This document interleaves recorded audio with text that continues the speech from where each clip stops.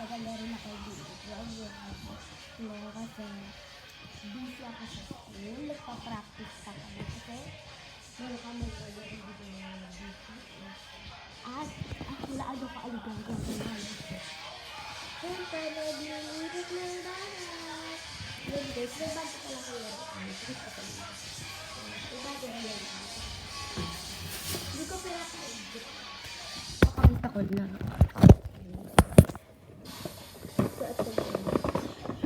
Kasi naalo ko isip ko sabi-sabi.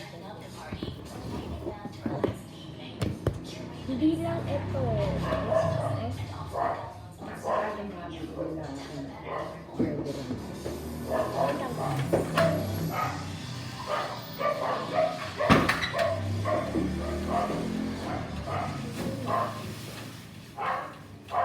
Itong full set. Hindi. Ayan.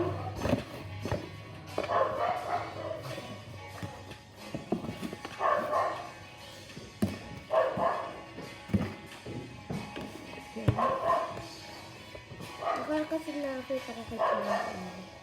Nabigot to. Nakita ko sa lalim. Kumare, gusto ko lang ito. Ayun na. Nasa ko kada. Kaya ko sa ate ko yung para sila. Hindi pala. Sa akin.